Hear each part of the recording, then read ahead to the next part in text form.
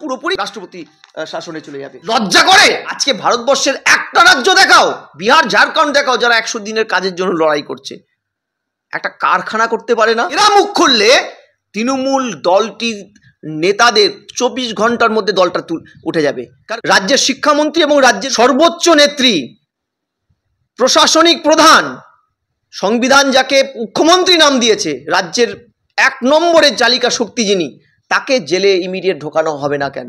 14 বছরে দেখাও তো মমতা ব্যানার্জিকে একটি কারখানার শিলান্যাস করে তার ফিতে কেটেছে, তুমি দেখাতে পারবে না। তাও না, শালবনী কত বছর, সেই বুদ্ধবাবুর সময় বোম ব্লাস্ট হয়েছিল, তা তিনি উদ্বোধন করতে গিয়ে মাওবাদী ব্লাস্ট করেছিল। এই যে রাজ্যের জাতীয় শিল্প হচ্ছে 100 দিনের কাজ, সে রাজ্য সরকার আবার শিল্পায়নের বড়াই করে, সে রাজ্যের সরকার আবার উন্নয়নের বড়াই করে, যে রাজ্যের শেষ রাজ্যের সরকার নাকি আবার বাঙালি ভাষার জন্য আন্দোলন করে। এমএসডিপির অর্থ দিয়ে সংখ্যালঘু এলাকা উন্নয়নের কাজ করার কথা ছিল, সেটা না করে মুর্শিদাবাদের জেলার এমএসডিপির কাজ একটি এজেন্সিকে দিয়েছিল তৎকালীন মন্ত্রী গিয়াসউদ্দিন মোল্লা।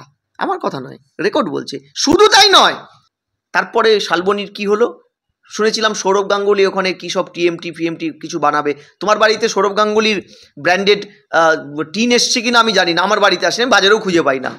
সৌরভ গাঙ্গুলিকে এখান থেকে তুলে নিয়ে গিয়ে, বেহালার থেকে তুলে নিয়ে গিয়ে স্পেনে বোধহয় নাকি কোথায় যেন সই টই করলো, কী সব শিল্প এসেছে। সরকার গণতান্ত্রিক পদ্ধতিতে বিশ্বাস রাখে না, গণতান্ত্রিক নিয়ম প্রক্রিয়া ফলো করে না, সেই সরকারকে তো নির্বাচন অবধি অপেক্ষা করা উচিত নয়, তার আগেই তো এই সরকারকে ফেলে দেওয়া উচিত।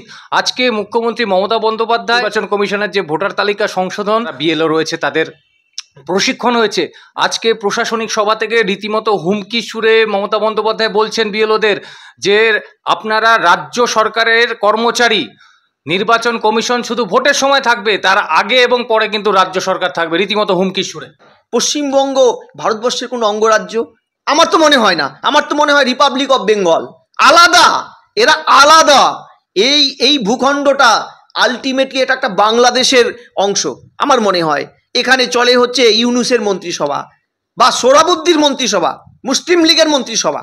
আমার মনে হয় কেন্দ্রীয় বিএনএস ধারায় যে ধর্ষণের মামলা আইন, সেটাকে তারা মানে না। অপরাজিতা আইন তৈরি করেছে যা কেন্দ্রের আইনের সাথে কনফ্লিক্ট করে যাচ্ছে। বাদ দিতে গেলে চিৎকার। আমি কেন্দ্রের কোনো কিছু মানি না। স্বাস্থ্যসাথী আমার আছে বলে কেন্দ্রের যে মানে বিভিন্ন ধরনের স্বাস্থ্যের ইয়েগুলো যারা সারা ভারতবর্ষের লোক দিচ্ছে, ঠিক আছে, আমরা নেব না। এদের চাকরি চুরির জন্য আজকে যে যোগ্য ক্যান্ডিডেটরা রাজপথে ধর্নায়, বছরের পর বছর যারা চাকরি পায়নি, এরকম 22 লক্ষের উপরে ক্যান্ডিডেট যাদের কোনো দোষ ছিল না, তারা 240 টাকা দিয়ে ফর্ম ফিল আপ করে রাষ্ট্রের উপরে দায়িত্ব দিয়েছিল ফ্রি অ্যান্ড ফেয়ার একটা মেধার ভিত্তিতে প্যানেল তৈরি করার। তাদের মৌলিক অধিকার রাজ্য সরকার মানে না, মানে কাদেরটা টেন্টেডদের হয়ে সওয়াল করছে কল্যাণ ব্যানার্জি। এমন অনেক রাজ্য আছে পরিযায়ী শ্রমিক, মূলত তারা সংখ্যালঘু, নির্যাতনের শিকার হয়েছে। হরিয়ানাতে নদিয়ার একটি পরিযায়ী শ্রমিক, তাদের জিজ্ঞাসা করা হয়েছে মিডিয়ায়, আপনারা কি বাংলায় ফিরে যাবেন? বলেছিল না, এখানে আজকে অত্যাচার হচ্ছে, কালকে স্বাভাবিক হয়ে যাবে। বাংলাদেশি অনুপ্রবেশকারী তকমাটা আমাদের জীবন থেকে সরে গেলে আমাদের এখানে কোনো কষ্ট নেই, আমরা 20-25 বছর ধরে আছি, সুখে আছি। পৃথিবীর যেসব দেশে সুপ্রিম কোর্ট আছে সেখানেও তাদের সরকার করেনি। সর্বোচ্চ আদালতের রায়কে অমান্য করছে একটা সরকার। হ্যাঁ, একটা টেন্টেড প্রকাশ্যে চুরি করেছে চাকরি, তাদের জন্য সরকারের দরদ ভাবো। ঠিক মানিক বন্দ্যোপাধ্যায়ের লেখাটা মনে পড়ে, দরদের থেকে ছোঁয়াকে কিছুই নেই এই জগতে। সুপ্রিম কোর্টের নির্দেশ, অবিলম্বে টেন্টেড যারা রয়েছে তাদের তালিকা প্রকাশ করতে হবে, তাদের নাম প্রকাশ করতে হবে, তাদের থেকে 12% হারে টাকা ফেরত নিতে হবে এবং অবিলম্বে ওএমআর শিট প্রকাশ করতে হবে। পরবর্তী শুনানি 4 সপ্তাহ পরে। কি বলবেন? দেখো, সুপ্রিম কোর্টের রায়কে আমি স্বাগত জানিয়েও আমার নিজস্ব একটা বক্তব্য রাখছি যে এটার সাথে আরেকটা লাইন সুপ্রিম কোর্ট কেন অ্যাড করলো না? রাজ্যের শিক্ষামন্ত্রী এবং রাজ্যের সর্বোচ্চ নেত্রী, প্রশাসনিক প্রধান, সংবিধান যাকে মুখ্যমন্ত্রী নাম দিয়েছে, রাজ্যের 1 নম্বরের চালিকা শক্তি যিনি, তাকে জেলে ইমিডিয়েট ঢোকানো হবে না কেন? আজকে সুপ্রিম কোর্ট তার দেওয়া ভার্ডিক্টকে অমান্য করার দায়ে একটি রাজ্য সরকারকে তারপরেও পাল্টা রায় দিচ্ছেন, ইমিডিয়েট এই টেন্টেড এই টেন্টেড যাদের সুপ্রিম কোর্ট তার রায়ে স্পষ্ট বলেছিল পরীক্ষায় বসতে পারবে না, রাজ্য সরকার সুপ্রিম কোর্টের অর্ডারকে ভায়োলেট করে তাদেরকে পরীক্ষায় বসার সুযোগ করে দিয়েছিল। আবার মামলা হয়েছিল, মামলার পরে এই সরকার তোমার আমার ট্যাক্সের টাকায় কি করেছিল, মামলায় এরা পিটিশন দাখিল করে এই টেন্টেডদের, এই যে পরেশ অধিকারীর মেয়ে যারা পরীক্ষাটাই দেয়নি, শুধু পলিটিক্যাল পার্টিতে জয়েন করার, বাবা জয়েন করার শর্তে, তৃণমূলে জয়েন করার শর্তে এদেরকে চাকরিতে দিয়েছিল, অনেক যোগ্য ক্যান্ডিডেটকে সরিয়ে দিয়ে। এই মানুষগুলোর চাকরি খাওয়ার দায়ী যারা, তাদেরকে ইমিডিয়েট কোমরে দড়ি দেওয়া। তুমি ভাবো যে এই টেন্টেডদের হয়ে রাজ্য সরকারের আইনজীবী সওয়াল করছেন কোর্টে যে যদি এদেরকে পরীক্ষায় বসতে না দেওয়া হয় মৌলিক অধিকার নাকি খর্ব হবে। অথচ এদের চাকরি চুরির জন্য আজকে যে যোগ্য ক্যান্ডিডেটরা রাজপথে ধর্নায় বছরের পর বছর যারা চাকরি পায়নি, এরকম 22 লক্ষের উপরে ক্যান্ডিডেট যাদের কোনো দোষ ছিল না, তারা 240 টাকা দিয়ে ফর্ম ফিল আপ করে রাষ্ট্রের উপরে দায়িত্ব দিয়েছিল ফ্রি অ্যান্ড ফেয়ার একটা মেধার ভিত্তিতে প্যানেল তৈরি করার। তাদের মৌলিক অধিকার রাজ্য সরকার মানে না, মানে কাদেরটা? টেন্টেডদের হয়ে সওয়াল করছে কল্যাণ ব্যানার্জি। আমার তো একদম পরিষ্কার প্রশ্ন, ল অফ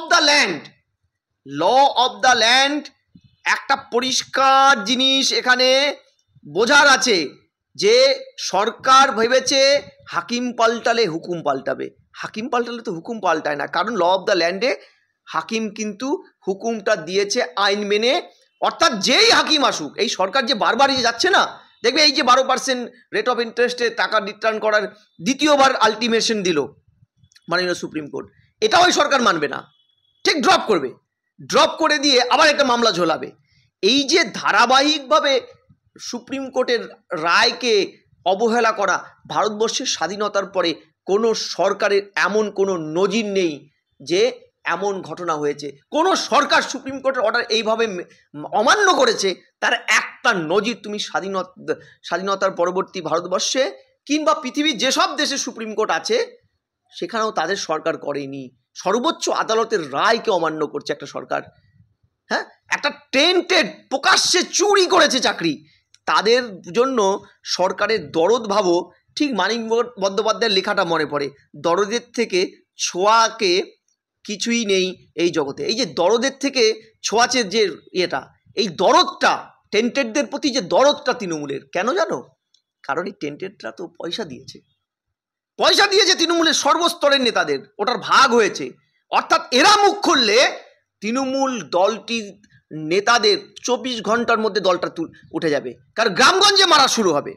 তাই টেন্টেডদের নিয়ে মুখ্যমন্ত্রীর এত দরদ। মানে বারবার বলেন না উনি, আমি যোগ্যদের ভাববো, অযোগ্যদেরও ভাববো। আচ্ছা বাবা, অযোগ্যদের নিয়ে তো ভাবনা কেন আপনার কিসের ভাবনা? ওরা তো সাদা খাতা জমা দিয়েছে। বরং আপনার পুলিশ দেখুক, তদন্ত করে কাদের কাছে টাকা দিয়েছে। তারা আপনার নিকট আত্মীয়, আপনার কালীঘাট ক্যামাস স্ট্রিটের লোক হলেও তাকে কোমরে দড়ি দিয়ে জেলে পাঠান। আপনারা সততার প্রতীক। আমি বলছি যে সরকার গণতান্ত্রিক পদ্ধতিতে বিশ্বাস রাখে না, গণতান্ত্রিক নিয়ম প্রক্রিয়া ফলো করে না, সেই সরকারকে তো নির্বাচন অবধি অপেক্ষা করা উচিত নয়, তার আগেই তো এই সরকারকে ফেলে দেওয়া উচিত।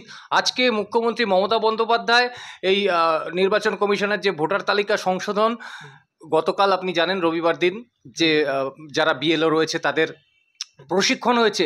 আজকে প্রশাসনিক সভা থেকে রীতিমতো হুমকি সুরে মমতা বন্দ্যোপাধ্যায় বলছেন বিএলওদের যে আপনারা রাজ্য সরকারের কর্মচারী, নির্বাচন কমিশন শুধু ভোটের সময় থাকবে, তার আগে এবং পরে কিন্তু রাজ্য সরকার থাকবে, রীতিমতো হুমকি সুরে।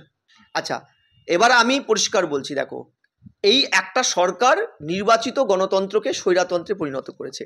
আমি আমার প্রথম চাকরি জীবনটা নির্বাচন কমিশনের ম্যানুস্ক্রিপ্ট রাইটিং থেকে শুরু করেছি। কিছু আইন কানুনগুলো জানি এবং তার একটা বড় অংশ আজও আনঅল্টার্ড, অপরিবর্তনীয়। তোমাকে আমি বলি, নির্বাচন কমিশনের যা ভারতবর্ষের রূপরেখা, তাতে তাদের নিজস্ব কোনো স্টাফ নেই, মাত্র 20% নিজস্ব স্টাফ, 80% রাজ্যের স্টাফ দিয়ে চলে।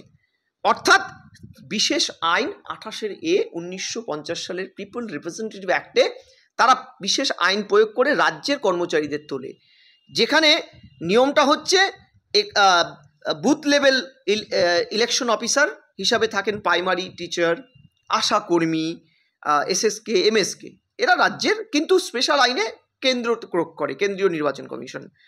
ফিজিক্যাল ভেরিফিকেশন হয়, ইলেকটোরাল রেজিস্ট্রেশন অফিসার থাকে যিনি ইআরও, তিনি হচ্ছেন বকলমে ডিএম, তিনিও রাজ্যের আজকে রাজ্যের সরকার, রাজ্যের মুখ্যমন্ত্রী, প্রশাসনিক প্রধান, তিনি যখন তার রাজ্যের রাজকর্মচারী এই বুথ লেভেল অফিসারদের ধমক দিচ্ছেন, চমকাচ্ছেন, যে চমকানোটার বিষয়বস্তুটা কি, এসআইআর করতে গিয়ে কেন্দ্রীয় নির্বাচন কমিশনের যে নির্দেশনামা সেই মোতাবেক কাজ করলে আপনাকে শাস্তির মুখে পড়তে হবে। কিভাবে? রাজ্যের কোপের মুখে পড়তে হবে। আচ্ছা আপনি বলুন, একটা সরকার যে বারবার বলছে federal structure, federal structure, federal structure, কেন্দ্র রাজ্য, আচ্ছা আপনার মনে হয় পশ্চিমবঙ্গ ভারতবর্ষের কোনো অঙ্গরাজ্য? আমার তো মনে হয় না। আমার তো মনে হয় রিপাবলিক অফ বেঙ্গল। আলাদা, এরা আলাদা।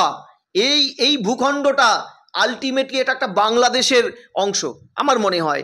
এখানে চলে হচ্ছে ইউনুসের মন্ত্রিসভা বা সোহরাবুদ্দির মন্ত্রিসভা, মুসলিম লীগের মন্ত্রিসভা। আমার মনে হয় একটা গণতান্ত্রিক রাষ্ট্রে একটা অঙ্গরাজ্য তার ভারতবর্ষের মূল কাঠামোর সাথে সাযুজ্য রেখে চলবে। এখানে কেন্দ্রীয় বিএনএস ধারায় যে ধর্ষণের মামলা আইন, সেটাকে তারা মানে না, অপরাজিতা আইন তৈরি করেছে যা কেন্দ্রের আইনের সাথে কনফ্লিক্ট করে যাচ্ছে। বাদ দিতে গেলে চিৎকার। আমি কেন্দ্রের কোনো কিছু মানি না। স্বাস্থ্যসাথী আমার আছে বলে কেন্দ্রের যে মানে বিভিন্ন ধরনের স্বাস্থ্যের ইয়েগুলো যারা সারা ভারতবর্ষের লোক নিচ্ছে, ঠিক আছে, আমরা নেব না। আচ্ছা কৃষক নিধি যোজনা আমার রাজ্যের কৃষকরা পায় না, কেন্দ্রেরটা আমরা নেব না। এই যে একের পর এক না, আজকে যে কাজটা মুখ্যমন্ত্রী মমতা ব্যানার্জি করেছেন, তার এই বুথ লেভেল অফিসার যেটা বকলমে স্পেশাল আইনে কেন্দ্রীয় নির্বাচন কমিশনের অন্তর্গত, তাদেরকে ভয় দেখিয়ে সংবিধানের গণতন্ত্রের সমস্ত সীমা লঙ্ঘন করে চলে গেছেন তিনি। তুমি বলছিলে না কেন ফেলে দেওয়া হয় না, আমি বলছি এটা আবেগের প্রশ্ন। কেন্দ্র সরকার তার হাত বাঁধা। কেন্দ্রীয় আইনে একটা সরকার 356 বা 355, বিশেষ করে 356 অর্থাৎ রাষ্ট্রপতি শাসন জারির ক্ষেত্রে সুপ্রিম কিছু ইয়ে আছে, বাধা আছে, সেটা অতিক্রম করে আগের সময় ডেকে ডেকে কংগ্রেস সরকার তখন প্রিম্যাচিওর গভর্নমেন্টগুলোকে ফেলতো, তার কংগ্রেস করে না এমন সরকারগুলোকে ফেলে দিত। এই যুগ আর নেই। এখন কেন্দ্রীয়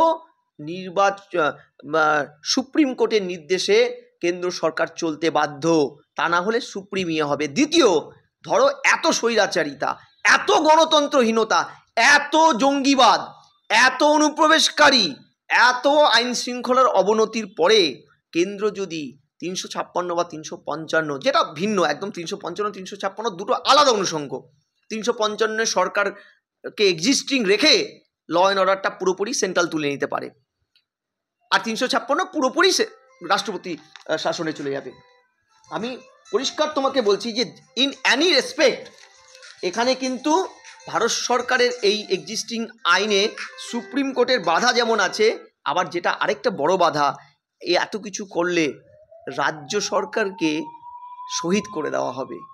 অর্থাৎ রাজ্য তো 6 মাস পরে ভোট করাতেই হবে রে বাবা, চিরস্থায়ী তো 356 দ্বারা থাকতে পারে না। সেই সুযোগে কিন্তু এরা লোকের কাছে একটা সেন্টিমেন্টাল ইস্যু তুলে নিয়ে শহীদ হয়ে যাওয়ার ফলস্বরূপ বিপুল ভোটে আসবে। আমার যেটা প্রশ্ন, যে এই ধরনের পরিস্থিতির জন্য মোকাবিলা করতে বিরোধী, বিশেষ করে এই রাজ্যের যারা প্রধান বিরোধী, তারা কিন্তু মাঠে ময়দানে নামুক, ঝাঁপিয়ে পড়ুক। আদারওয়াইজ এত ব্যর্থ একটি সরকার, এত লুজ বল, এত তোমাকে ফুল টস বল দেওয়ার পরেও বিরোধীরা যদি ফুল টস বলটাকে ছক্কা চার না করতে পারে, এটা তো দায়ী হবে বিরোধীরাই। আমি তোমাকে পরিষ্কার বলছি, দেখো একটা রাজ্যে রাজ্য সরকার বলছেন অবৈধ অনুপ্রবেশকারীদের রাখতে হবে। তোমাকে আমি ডেটা দেখাতে পারি, যে ডেটায় আমি একটু পরিষ্কার করে বলে দিই, মুখ্যমন্ত্রী বলছেন যে 22 লক্ষ পরিযায়ী শ্রমিক ভিন রাজ্যে কাজ করছে, যদিও সংখ্যাটা নিয়ে যথেষ্ট প্রশ্ন রয়েছে, তার কারণ কতজন এখনো পর্যন্ত ওই নির্দিষ্ট পোর্টালে তারা তাদের নথিভুক্ত করেছে সেটা জানা নেই। তিনি বলছেন 22 লক্ষ পরিযায়ী শ্রমিককে রাজ্যে ফিরিয়ে আনতে হবে, তাদেরকে প্রয়োজনে যাদের বাড়িঘর নেই ক্যাম্প করে দিতে হবে। আমি বলছি মুখ্যমন্ত্রী তো বলা উচিত ছিল যারা পরিযায়ী শ্রমিক কিন্তু যারা বেআইনি অনুপ্রবেশকারী তাদেরকে ধরে চিহ্নিত করতে হবে। না, এখানেও খেলা। এই যে মুখ্যমন্ত্রী বলছে না বাড়িঘর করে দেবে, আমি তোমাদের এই পেপারের রিপোর্ট দেখাতে পারি। এমন অনেক রাজ্য আছে পরিযায়ী শ্রমিক, মূলত তারা সংখ্যালঘু, নির্যাতনের শিকার হয়েছে। হরিয়ানাতে নদিয়ার একটি পরিযায়ী শ্রমিক, তাদের জিজ্ঞাসা করা হয়েছে মিডিয়ায়, আপনারা কি বাংলায় ফিরে যাবেন? বলেছিল না, এখানে আজকে অত্যাচার হচ্ছে, কালকে স্বাভাবিক হয়ে যাবে, বাংলাদেশি অনুপ্রবেশকারী তকমাটা আমাদের জীবন থেকে সরে গেলে আমাদের এখানে কোনো কষ্ট নেই, আমরা 20-25 বছর ধরে আছি, সুখে আছি। বাংলায় গেলে কি খাবো? কাজ তো ওখানে নেই, মজুরি নেই। মজুরির রেট চার্জ যদি আমার রাজ্যে দেখো তোমরা চমকে যাবে। ভারতবর্ষের সবচেয়ে কম মজুরি এখানে। রাজ্যের সরকার, রাজ্যের মুখ্যমন্ত্রী কত দরদ না পরিযায়ী শ্রমিকদের। আমি তোমাকে কিছু ডেটা দেখাই। 27 ফেব্রুয়ারি 2003 ক্যালকাটা হাইকোর্টে এফিডেভিট দাখিল করে government of West Bengal number of migrant লেবারদের 2011 সালে সরকার ক্ষমতায় আসার পর থেকে কতজন শ্রমিকের রাজ্যে আছে তার অবস্থান সরকার 14 বছরও দেখাতে পারেনি। আচ্ছা ছেড়ে দাও, আমি আবারও বলছি, পশ্চিমবঙ্গের পরিযায়ী শ্রমিকদের সিংহভাগটাই মুসলিম, সংখ্যালঘু, যেটা মুখ্যমন্ত্রীর ভাষায় দুধেল গাই, আবার তার দলেরই একজন নেতার ভাষায় পায়ের চটি। আমি এই পায়ের চটি বা দুধেল গায়ের এই অনুষঙ্গ থেকে সরলাম। মুখ্যমন্ত্রী ধরে নিলাম এই রাজ্যের সংখ্যালঘুদের সবচেয়ে দরদি ভারতবর্ষের সরকার হচ্ছে মমতা ব্যানার্জি। তাহলে কিভাবে পরিসংখ্যানটা তুমি বুঝবে? দেখো এতটাই দরদ, এমএসডিপি যেটা তুমি একটু আগে বলছিলে, এমএসডিপি হচ্ছে এই যে পরিযায়ী মাইগ্রেন্ট লেবারদের একটি ডেভেলপমেন্ট ওয়ার্ক, যার 60% কেন্দ্র টাকা দেয়, 40% রাজ্য সরকার। এই এমএসডিপি মাল্টি সেক্টরাল ডেভেলপমেন্ট, যেটার ফুল ফর্ম, সেখানে রাজ্য সরকার কত দিয়েছে জানো? 20%। এখনো রিপোর্ট যেটা। শুধু তাই নয়, এমএসডিপির অর্থ দিয়ে সংখ্যালঘু এলাকা উন্নয়নের কাজ করার কথা ছিল, সেটা না করে মুর্শিদাবাদের জেলার এমএসডিপির কাজ একটি এজেন্সিকে দিয়েছিল তৎকালীন মন্ত্রী গিয়াসউদ্দিন মোল্লা। আমার কথা নয়, রেকর্ড বলছে। শুধু তাই নয়, পশ্চিমবঙ্গে পরিযায়ী কল্যাণ পরিষদের ভূমিকাও হতাশাজনক। পরিযায়ী শ্রমিকদের নিয়ে তাদের কাছে কোনো তথ্য তো নেই। যার চেয়ারম্যান তৃণমূল কংগ্রেসের রাজ্যসভার সাংসদ সামিরুল ইসলাম, তিনি এই মুহূর্তে পশ্চিমবঙ্গের সবচেয়ে লাভজনক যে বেআইনি বাজি কারখানা, সেটায় কত লোক জীবন বলিদান হাতে নিয়ে কাজ করছে সেটার যেমন তথ্য নেই। এই সামিরুল বাবুর কাছে এ রাজ্যের কত লোক, বিশেষ করে সংখ্যালঘুরা অন্য রাজ্যে কাজ করতে বাধ্য হচ্ছে তারও কোনো তথ্য নেই। লাস্ট সংযোজন, কালীগঞ্জে ভোটের উন্মাদ আনন্দে তৃণমূল নেতাদের ছোড়া বোমে একটা শিশু মারা গিয়েছিল। নামটা নিচ্ছি না, শিশু তো। তার মার কি স্টেটমেন্টে ছিল মনে আছে? আমার স্বামী আমার মেয়েকে একটু ইংলিশ মিডিয়ামে পড়ানো, একটু ভালো খেতে দেওয়ার জন্য উড়িষ্যায় কাজ করতে যেতে বাধ্য হয়েছিল। এটা হচ্ছে রাজ্যের চালচিত্র। মমতা ব্যানার্জি পরিযায়ী শ্রমিক বকলমে মুসলিমদের গোড়াটা কেটে আগায় জল ঢালছে। তাই এই যে লোক দেখানো 22 লক্ষের বাড়ি, আমার প্রশ্নটা হচ্ছে আপনার বাড়ি দিতে হবে না, আপনি ওদের কাজের ব্যবস্থা করে দিন, অন্য সংস্থানের ব্যবস্থা করুন, ওরা বাড়ি বানিয়ে নেবে। 100 দিনের কাজের ব্যবস্থা করবেন বলছে। 100 দিনের কাজ। যে রাজ্যের জাতীয় শিল্প হচ্ছে 100 দিনের কাজ, সে রাজ্য সরকার আবার শিল্পায়নের বড়াই করে, সে রাজ্যের সরকার আবার উন্নয়নের বড়াই করে, শেষ রাজ্যের সরকার নাকি আবার বাঙালি ভাষার জন্য আন্দোলন করে। লজ্জা করে। আজকে ভারতবর্ষের একটা রাজ্য দেখাও, বিহার ঝাড়খণ্ড দেখাও, যারা 100 দিনের কাজের জন্য লড়াই করছে, একটা কারখানা করতে পারে না। আচ্ছা তুমি 14 বছরে দেখাও তো মমতা ব্যানার্জিকে একটি কারখানা শিলান্যাস করে তার ফিতে কেটেছে, তুমি দেখাতে পারবে না, আমিও দেখাতে পারবো না। হ্যাঁ, একটাও না। শালবনী কত বছর, সেই বুদ্ধবাবুর সময় বোম ব্লাস্ট হয়েছিল, তিনি উদ্বোধন করতে গিয়ে মাওবাদী ব্লাস্ট করেছিল, তারপরে শালবনির কি হলো? শুনেছিলাম সৌরভ গাঙ্গুলি ওখানে কী সব টিএমটি ফিএমটি কিছু বানাবে। তোমার বাড়িতে সৌরভ গাঙ্গুলির ব্র্যান্ডেড টিন এসছে কিনা আমি জানি না, আমার বাড়িতে আসে, বাজারেও খুঁজে পাই না। সৌরভ গাঙ্গুলিকে এখান থেকে তুলে নিয়ে গিয়ে বেহালার থেকে তুলে নিয়ে গিয়ে স্পেনে বোধহয় নাকি কোথায় যেন সই টই করলো, কী সব শিল্প এসেছে। আমার প্রশ্নটা হচ্ছে, মুখ্যমন্ত্রী মমতা ব্যানার্জি আবারও চটকদারি রাজনীতি করছেন। এতে পরিযায়ী শ্রমিক বা বকলমে বাংলাভাষী অন্য রাজ্যের যারা কাজ করছেন তাদের তো কোনো ভালো হবেই না, বরং তাদের উপরে অত্যাচার উত্তরোত্তর বাড়বে। যত আমরা এ রাজ্যে বসে কল্যাণ ব্যানার্জি বা অন্যান্য তৃণমূল সাংসদরা সংসদে বসে গুজরাটিদের গুজ্জু বলে তাচ্ছিল্য করবে, মারোয়ারিদের মাওরা বলবে, তত অত্যাচার বাড়বে।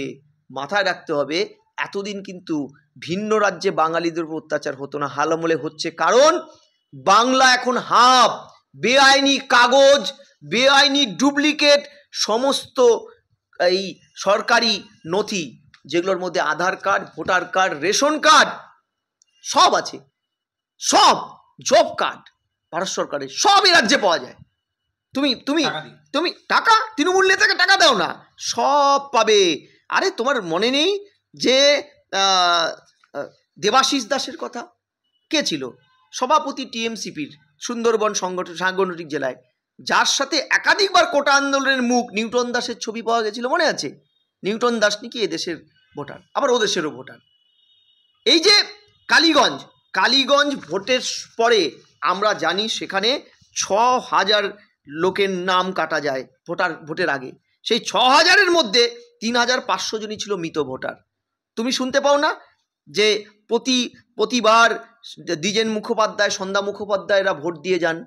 আচ্ছা ছেড়ে দাও, ওরা তো অনেক বড় মানুষ, ওদেরকে আমরা দেখতে পাই না, স্বাভাবিক। আমার বাবা মা, মৃত বাবা মা প্রতিবার ভোট দিয়ে যায়। আমি বুথে সিরিয়াসলি বলছি, আমি বহুবার বলেছি, নাম কাটতে পারি না, বুথের বাইরে দাঁড়িয়ে থাকি। বাবা মা এত অভিমান ছেলের প্রতি, আমার প্রতি, যে দেখা করতে পারি না, ভোট দিয়ে নিঃশব্দে বেরিয়ে যান। এই যে তাই তখন না মাঝে মধ্যে মনে মনে গুনগুন করতে ইচ্ছা করে 2003 সালে চন্দ্রবিন্দুর একটা অ্যালবামের গান, জুজুর অ্যালবামের গানটা কি জানো? সে বিখ্যাত গান, আমাদের বুথে ভোট দেবে ভূতে, সত্যি সত্যি 3 সত্যি, বদলে দেব সংবিধান। মমতা ব্যানার্জির এই ভূতেদের ভোট, এই অনুপ্রবেশকারীদের ভোট, একটা সময় যাদেরকে তিনি জঙ্গি বলে নাম কাটাতে বলেছিলেন বিরোধী নেত্রী থাকাকালীন, এই বুথেই কিন্তু ভোটটা মমতা ব্যানার্জি পাবে এবং সংবিধান বদলে দেবে। 2003-এর লেখা, বোঝো? মমতা ব্যানার্জি এতদিন পরে সেটাকে মানে চন্দ্রবিন্দুর গানটাকে কড়ায় গন্ডায় সঠিক প্রমাণ করে দিচ্ছে। আর কি বলবো ভাই, আমার তোমার আগামী প্রজন্ম নিয়ে আমরা ভয় পাই।